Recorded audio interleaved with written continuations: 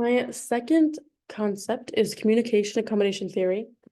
In chapter 3.4 of the 2016 book, Communication in the Real World, it is a theory that examines the why and how of when one alters their communication to fit situational, cultural, relational, and social contexts.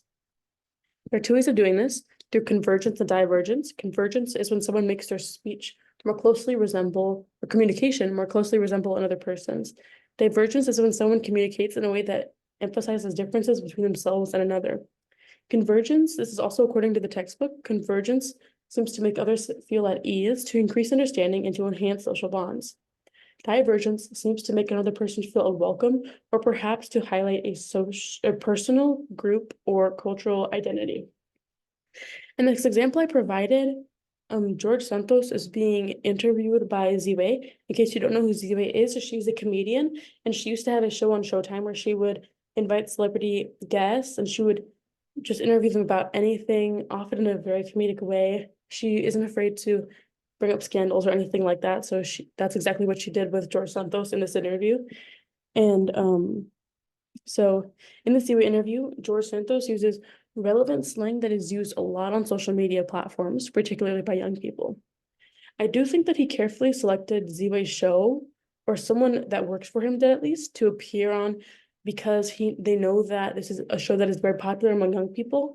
And also there are a lot of potential for funny moments to be created and to be clipped to put on social media. And it might make people like him again. And also the slang might, make him feel more relatable. People might like him for using that as well.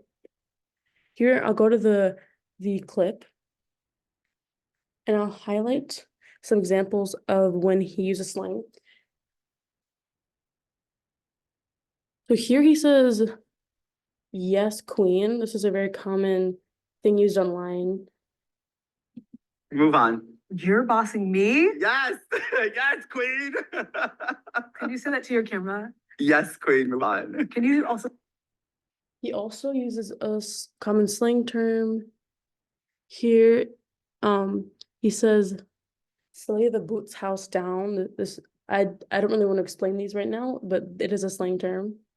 Please. I'll tell you why, because they're the future and they need to slay the boots house down in the future so that this country can stay functional. What is? I do believe that this is a strategic move overall, because he says here that he is open to running in the future for office. And I love it. Will you be running for office again? Not now, but in the future, I'm not ruling it out. Wow. As a Republican?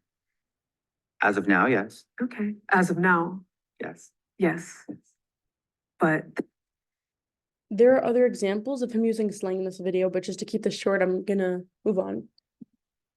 So this is just a great example of a politician using, let me go forward, of a politician adapting his speech here, which is George Santos, obviously. He's adapting his speech, and it definitely makes him feel more relatable to someone like my age who hears people using these terms a lot.